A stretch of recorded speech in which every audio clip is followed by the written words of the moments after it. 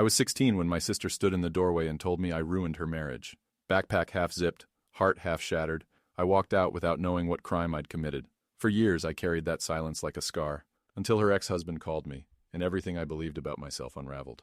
I remember the way my sister leaned against the doorframe like she was trying not to collapse. Her voice was cold and flat, like someone reading a sentence they didn't write. You broke my life, and you ruined my marriage. I zipped the old green backpack I'd taken from Dad's closet. The zipper snagged, like it always did, but I kept my eyes down. I didn't trust myself to look at her. You need to leave, Matt. I didn't say anything. I didn't understand what I'd done. I still don't know what exactly triggered it. Maybe a slammed door, a late return from school, the silence I'd carried like a second skin ever since the divorce. Whatever it was, it had been building. The dinner conversations that faded into one-sided lectures. The looks from her husband, Paul, measuring, calculating. The way the hallway felt colder than any other place in the house. You don't get to act like this and stay under my roof. I still hear her say that sometimes when I can't sleep. After Mom and Dad divorced, I had nowhere else to go. I was 16 and invisible. Mom moved 2 states away and couldn't take me in right now. Dad stopped picking up the phone. I left voicemails. I left texts. I even wrote an email that I never sent. What was I supposed to say? Hi, just wanted to let you know your son is homeless now. Hope your new wife's doing well. The first few nights I stayed with an old friend from school. But friends fade fast when you're labeled trouble. Their parents start asking questions. Teachers look at you differently. I dropped out 2 months later. Got a job bussing tables, sleeping in a moldy storage room behind the diner. Paul said I was emotionally unstable. He told my sister that I was a liability. I found a printout in the trash once, a therapy flyer for supporting teens with antisocial behavior. I hadn't spoken more than 2 sentences in a week. I guess silence scared them more than rage would have. One day I tried calling my sister. I was freezing, hungry, and out of places to go. She didn't answer. I called again, left a voicemail. I don't know what I did, I just want to come home. I never got a reply. I deleted her number after that. The years blurred. You learn to survive. That's it. Not live, just survive. You hold down jobs. You fake smiles. You stop looking at old photos. You stop wondering if they ever think about you. I carried that green backpack everywhere, even when the seams gave out. Symbol of where it all went wrong. Then 3 weeks ago, I got a message from a number I didn't recognize. Just one line. We need to talk. It wasn't you. I ignored it. 2 days later, I got a voicemail. Matt, it's Paul. I know I'm probably the last person you want to hear from. I owe you the truth. It wasn't your fault. I told her it was easier to blame you than admit we were already falling apart. I made it worse. I'm sorry. That voicemail sat in my inbox for days. I'd replay it over and over like a broken record. Not because I didn't believe him, but because part of me didn't want to. For years I'd carried the weight of being the problem, the monster, the one who broke a home already fractured. I learned to live in the margins of other people's comfort, afraid of pushing too hard, asking too much, feeling too deeply. But hearing him say it, finally after all these years, it did something to me. Not rage, not vindication. Just this small, quiet flicker of something I hadn't felt in a long time. Maybe I wasn't the monster. Maybe I was just the mirror, and they couldn't stand what they saw. I didn't call him back. Not at first. I just sat there in the dark, my phone glowing with his number like it was radioactive. Paul, the guy who used to pretend I didn't exist at the dinner table. The guy who let me believe I'd destroyed everything. Now he wanted to talk. Instead, I went to the closet and pulled out the green backpack. It still smelled faintly like mildew and cheap detergent. I hadn't opened it in years. Inside were relics of a past life, some old receipts, a broken pair of earbuds, and a crumpled note I'd written to myself the night I left. Keep going. No one's coming. I had lived by that note for over a decade. But the voicemail cracked something open. A whisper that maybe I'd been wrong. Maybe someone had known, and just didn't care enough to say it until now. The next day, I walked into work like nothing had changed. But everything had. People talked, laughed. I nodded along, pretending. All I could think about was that moment. Her words, his silence, and how much of my life had been shaped by a lie. By lunchtime, I found myself parked outside a public library. Not my usual stop, but something told me I'd find what I needed there. I logged into an old email account I hadn't touched since high school. The inbox was mostly junk, except one draft. No recipient, no subject. Just a message I'd written the week after my sister kicked me out. I didn't mean to mess anything up. I just didn't know where else to go. Please tell them I wasn't trying to ruin anything. I never sent it. I saved it anyway. That night, I finally called Paul. He picked up on the first ring. Matt, thank you for calling back. Silence. I didn't say anything. I just let it hang there like dead air. He cleared his throat. I was wrong. About everything. I told your sister you were a problem because I couldn't admit our marriage was already falling apart. You were just there. Convenient. Why now? I asked. He paused. Because I'm tired of carrying what isn't mine. There was a beat of honesty in his voice I'd never heard before. It hit me harder than I expected, like he had aged 10 years in one sentence. Then he said it, soft but clear. She believed you were breaking us. But truth is, we were already broken. I just didn't stop her from blaming you. I didn't cry. I thought I would, but I didn't. I just sat there staring at the ceiling, feeling like a part of my brain was realigning. So that's it? I said. You tell me I wasn't the villain, and it all goes away? No, he admitted. But maybe now it doesn't have to stay buried. I didn't reply. I didn't forgive him. But for the first time in years, I didn't feel like a ghost in my own story. I hung up, stared at my reflection in the black mirror of my phone screen, and whispered, they didn't throw me out because I was a monster. They needed one, and I happened to be closest. 2 days later, I got a message from my sister. Just one line. Can we talk? I stared at it for an hour. Part of me wanted to delete it, pretend I never saw it. But another part, the version of me that used to leave sticky notes on her bathroom mirror just to make her laugh, wanted to understand how she'd let it happen. Instead, I typed back, about what? She didn't answer for 6 hours. When she finally did, it wasn't what I expected. I didn't know. I really didn't. I thought I was protecting something. Protecting what? A lie? A man who didn't love her enough to tell her the truth? I didn't reply. That night, I dug through the box I kept in the hall closet, the one labeled Before. It held scraps of a different life, birthday cards, a high school essay with her handwriting in the margins, a photo of us at the zoo when I was 7 and she was 19. She had her arm around me, smiling like I was the best thing that had ever happened to her. Somewhere between that picture and the day she told me I was a monster, something changed. Or maybe it didn't. Maybe that smile had always been a mask. I kept asking myself the same question. Why didn't she just ask me what was wrong? Instead, she assumed. Or maybe she wanted to believe the worst. It made her decisions easier. At work the next morning, I spilled coffee on my shirt and didn't even flinch. My coworker Rachel noticed. You okay? Yeah, I lied. Just distracted. She looked at me for a long beat. You ever think maybe it's not you who's broken? Maybe you're just carrying too many people's messes. That hit like a gut punch. Because the truth was, I'd built my entire identity around being broken. Around surviving. Around keeping my head down and not asking why I'd been exiled from my own family. And now, that story was unraveling. The final thread came a week later. A letter, handwritten, from my sister. She said she'd believed Paul when he told her I was destabilizing the house. That she was terrified of losing the last thing she thought she had control over, her marriage. That when he showed her texts I'd written to friends venting, she saw betrayal. Not grief, not pain, just proof that I was a threat. I was drowning and I needed someone to blame, she wrote. You were an easy target. She ended with, I know this doesn't fix anything, but I want you to know, I see you now. I see what I did. I read that line over and over. I didn't feel relief, or rage, just this hollow ache, like she'd finally shown up, years too late to stop the bleeding, but maybe not too late to stop the scar from spreading. I folded the letter and placed it inside the green backpack, not as proof of forgiveness, but as evidence. I hadn't imagined it. I hadn't deserved it. They built the narrative. I just got buried in it. But now I was digging myself out, one truth at a time. A week after I read her letter, I went to the old neighborhood, not for closure. I don't believe in that word anymore. But something in me needed to see it. The house where I'd been exiled like a shameful secret. I parked across the street and just sat there. The siding had faded. The front steps were cracked. Same blue door, though. Same porch light that used to flicker when it rained. I remembered standing there the night she told me to leave, backpack on one shoulder, waiting for her to say something, anything, that would make me feel like I still belonged. But all she did was close the door before I hit the bottom step. And now, here I was, grown, weathered, still carrying the ghost of that kid who never got a goodbye. I didn't knock. I wasn't here for her. I was here for me. I reached into the passenger seat and pulled out the small notebook I'd started after Paul's voicemail. On the first page I'd written, write the story they tried to erase. I didn't know what I meant by that until now. Back at home, I started digging through old files, school records, emails, a few drawings I'd saved from art class. I found a voice message from my high school counselor I never listened to. He'd left it the day after I dropped out. Matt, if you get this, I want you to know you're not alone. Please come talk to me. We can figure something out. I hadn't even remembered it existed. Because back then, I didn't believe anyone could help me. That night, I wrote the first full sentence in the notebook. I wasn't the one who destroyed anything.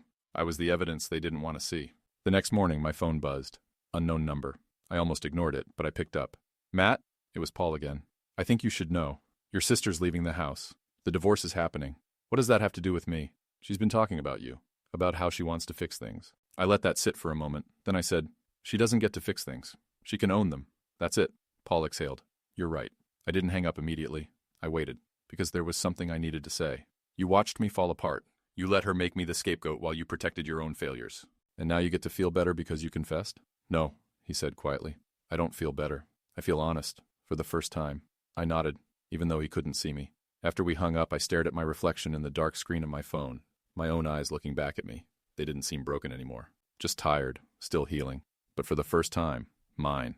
I got the call from my mother 3 days later. Yeah, her. The same mother who went radio silent the moment I needed her most. The one who'd changed her number for business reasons, right around the time I was sleeping behind a diner's walk-in fridge. The same woman who once told me she wasn't equipped to raise a boy like me. She found me through my work, apparently. Left a vague message with the receptionist, Said she was trying to reconnect. That word, reconnect, stuck to me like a bad smell. People like her didn't reconnect. They resurfaced when the guilt got too loud to ignore. When I picked up, her voice was cautious. Like she was walking barefoot over glass she forgot she shattered. "Hi, Matthew." I hadn't heard her say my name in years. It didn't feel like mine anymore coming from her mouth. I almost hung up, but curiosity is a hell of a drug. "What do you want?" she sighed. "I heard from your sister. About everything." "Everything," I repeated, slow and flat, like the word was foreign and I wasn't sure if she understood it either. She's not doing great." I laughed. I couldn't help it. The sound came out hollow, like it had been sitting in my chest too long. "She lost the house," Mom continued. "Paul moved out. I guess the truth finally caught up with both of them." I waited, let the silence stretch. "So now I'm relevant?" I asked. "That's not fair." "No. What wasn't fair was me begging for a place to sleep while you changed your number." Silence. Then softly, "I didn't know how to help you." "You didn't try." She didn't argue. That almost made it worse. There was a pause. Then she shifted gears with the clumsy optimism of someone trying to pretend none of it ever happened.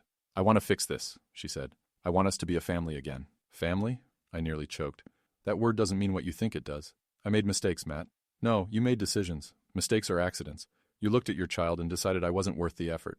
There it was, the raw nerve. I heard her breathing on the other end, shallow and shaken. "I was scared," she finally said. "So was I."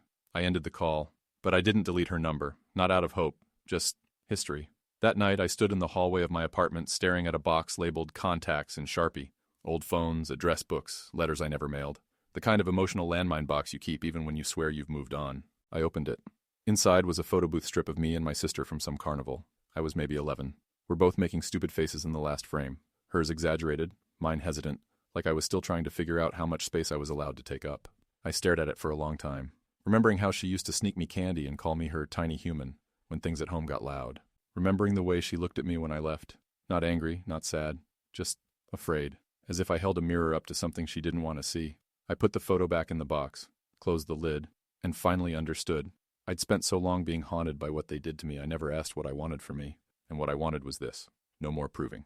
No more waiting for apologies wrapped in justifications. No more trying to rewrite people who never tried to read me in the first place.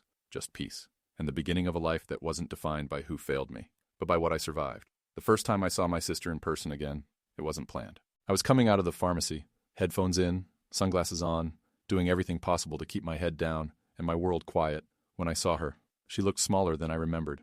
Not physically, but dimmed, like the years had worn her thin. Her hair was tied back in one of those messy buns she used to wear when she was stressed out, and she was holding a bag of groceries with both hands like a shield. Our eyes met. I froze. She didn't. "Matt," she said, voice barely more than a breath. I took a step back. She put the groceries on the hood of her car, like setting them down would make this less fragile. "I didn't know you were still in town." "I live here," I said. "Always have." She winced, just slightly. "I thought you'd left." I wanted to laugh. I didn't get that luxury. For a second, neither of us spoke. Just cars rolling by, birds somewhere above, and the sound of her swallowing whatever apology was sitting behind her teeth. "I got your letter," I said finally. "And the photo, from the carnival." She smiled, weak. "I found it cleaning out the attic. Thought maybe you'd want it." "I didn't need it," I said. "But I appreciated it." She nodded. "Paul told me he talked to you. Did he also tell you what he did?" Her silence answered that. "I'm not here to dump everything on you," she said quickly. I know I can't undo it, but I wanted to say it to your face." I waited. "I'm sorry, Matt. I believed things because I needed someone to blame. I was scared and selfish, and I thought if I cut you out, the rest of it wouldn't fall apart." She looked down, then back up. "But it did anyway. And now I don't have the marriage or the house or the version of myself I thought I could protect. All I have is this truth. You didn't deserve what happened to you. You were a kid. I didn't know what to say. Not because I hadn't imagined this moment. I had 1,000 times, but because no version of it ever felt this. Human. No dramatics. No tears. Just the broken honesty of someone who had finally stepped into the wreckage they helped create. "I'm not here to punish you," I said. "But I'm not going to rebuild something out of guilt either." She nodded. "I get that."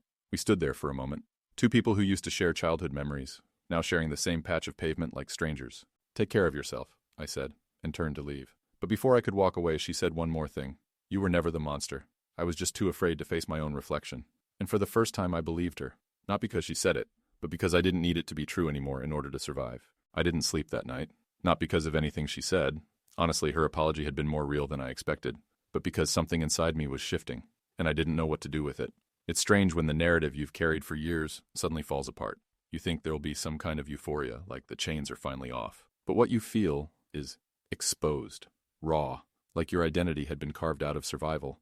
And now that survival wasn't necessary anymore, you didn't know who you were without it. There's a strange grief in letting go of pain that's defined you. I made tea just to have something to hold, sat by the window, watched headlights flicker through the blinds. My mind kept replaying her words. You were never the monster. Part of me wanted to believe it. Another part whispered, then why did everyone treat you like one? By morning, I felt like I'd lived an entire week inside my chest. I sat at the kitchen table, elbows on the wood, and stared at my phone. No messages, no missed calls, and for once, that didn't send me spiraling. It felt like quiet, not absence, just space, room to breathe. I decided to drive out to the edge of town. There's this overlook where you can see the city blur into trees and nothingness. I hadn't been there in years. The last time was the week after I'd been kicked out, sitting on the hood of a borrowed car, wondering if anyone even remembered I existed. I remember counting headlights in the distance, pretending each one was someone coming to find me. No one ever did. But today, I wasn't waiting for anyone. I parked, stepped out, and just stood there. The air smelled like rain and pine. The silence wasn't heavy. It was clean. I opened my notebook, the one I'd started after Paul's voicemail, and turned to a blank page. I wrote, when no one believed me, I kept going. When they called me a monster, I didn't become one. When they came back, I didn't burn what was left. That's who I am. Not a survivor. Not a victim. Something new. Something becoming. I stayed there for a while. Long enough for the wind to change, long enough to stop thinking about what could have been.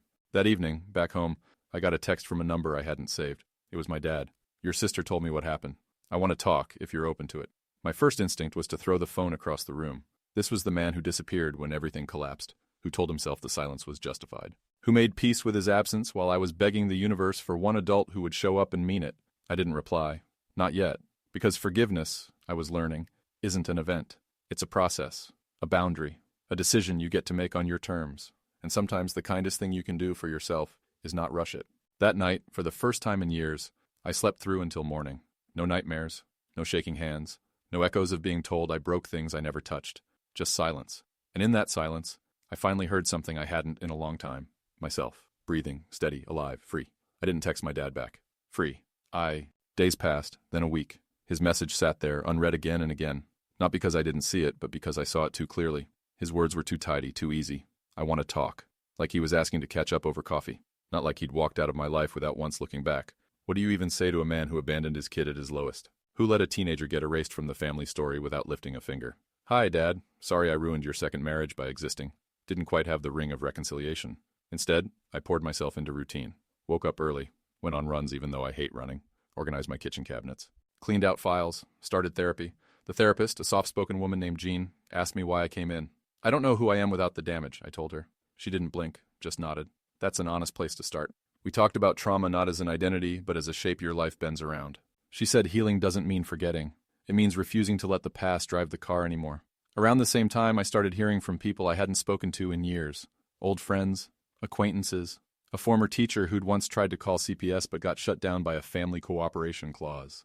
They were all reaching out now, years too late, with versions of, I always wondered what really happened. I didn't have the energy to walk them through it. What mattered more was a letter I received from my high school art teacher, Miss Feldman. She enclosed a charcoal sketch I'd drawn at 16, a window with a shadow staring out from the inside. On the back, she'd written, You were always trying to find a way out. I'm glad you finally did. I cried when I read that. First time in months. Not because it hurt, but because someone had seen me. Back then, when it mattered. That weekend, I finally opened my dad's message again, and I typed just one line back. You had your chance. I built myself without you. Then I hit send. Not for revenge. Not for drama. Just to say it. To say something. On my terms. Later that night, I stood by the mirror brushing my teeth when I caught myself smiling. Not because everything was better, but because for the first time I wasn't looking for someone else in my reflection. I wasn't looking for proof I wasn't broken. I was just looking, and that was enough. The next week, I ran into Paul again. It was at the hardware store of all places. Me, picking out light bulbs like a functioning adult. Him, standing in the same aisle holding a paint swatch like it held the secret to his redemption. We both paused, made eye contact. That awkward beat where two people remember exactly who they used to be in each other's lives and aren't sure what to do with it now. Matt, he said. Quiet. Cautious. I nodded. Paul. We stood there, surrounded by shelves of things meant to fix broken stuff. The irony wasn't lost on either of us. He gestured to the paint sample. Trying to repaint the guest room. I said nothing. Then, I don't live there anymore. I know, he said. I moved out last month. I could have asked why. Could have asked if it was guilt or if the marriage had finally choked on all the unspoken truths. But I didn't care enough for the details. I wasn't interested in postmortems on a life that had never made space for me. He shifted. I just wanted to say again, I'm sorry. I know you don't owe me anything, but I'm trying to do better. Be better. I looked at him, not with anger, but with something closer to detachment. You were 30, Paul. You let a kid take the fall for your failed marriage. You hid behind my silence. I know, he whispered. I've replayed it more times than I can count. And I can't undo it, but I can take responsibility. I let that hang, because the truth is, I didn't hate him anymore. I just didn't need anything from him. Not his regret, not his guilt, not his attempts at penance. He was a ghost from a chapter I'd already closed. You don't need to perform remorse, I said. Just live differently. He nodded, eyes wet but holding it together. That's the plan. We didn't shake hands. We didn't part with closure. He just turned and walked away, paint swatch still in hand. And I stood there, looking at shelves of light bulbs, thinking how strange it was that even the brightest ones start dark. You have to screw them in, connect them to something steady, something real, before they light up. That night I went home and finally put up the framed drawing from Miss Feldman, the window, the shadow. It's the only thing on that wall now, a reminder, not of what I escaped, but of who I never stopped being, even when everyone else forgot. And for the first time, that reminder didn't feel like a wound. It felt like a mirror. A month later, I stood on a stage with a microphone in my hand, heart thudding like it was trying to outrun me. It was a local storytelling night, open mic, dim lights, mismatched chairs, coffee in paper cups. A friend from therapy had convinced me to go, said it might help to tell it out loud, not just to a journal or a wall or a memory that wouldn't sit still. So I stood there in a room full of strangers and said the words I'd never said to anyone outside the echo chamber of my own mind. When I was 16, my sister told me I ruined her life and kicked me out. I didn't understand then that grief makes people do ugly things, that fear turns love into weapons. I just knew I was alone. There was a hush, the kind of silence that listens. I carried that exile for years, like it was proof that I was defective, a walking warning sign. People saw the distance in me and mistook it for coldness. But really, I was just building walls faster than anyone could break them down. I paused, not because I was emotional, but because I wasn't. For once, the past felt like something behind me, not a shadow crawling up my spine. But the truth has this annoying habit of surviving. It waited, and when it finally arrived, it wasn't loud. It was a voicemail, a letter, a quiet face in a grocery store. And it said, "You didn't deserve any of it." A woman in the back dabbed her eyes. Someone up front shifted in their seat. I kept going. I used to think survival was enough, but survival isn't living. It's enduring. And after a while, you forget that you deserve more than just not hurting. I closed my notebook, looked out at the room. So now, I'm building something new, with my own hands. Not from what I was given, but from what I refused to let break me. Applause rose slowly. Not explosive, but steady, like something earned. When I stepped off stage, a man maybe 10 years older than me stopped me near the door. He looked nervous. Said, "I haven't talked to my brother in 12 years. After hearing that, I think I might." I just nodded. Later that night, back home, I sat on the couch with the lights low and the framed drawing on the wall watching over me. My phone buzzed. A message from my sister. "I saw a post about your story night. I'm proud of you, truly." I didn't reply right away. I didn't need to. The validation wasn't hers to give anymore. I leaned back, closed my eyes, and breathed in a life that was finally, fully mine. Not defined by exile, not distorted by guilt, just real. And that, after everything, was the truest kind of home.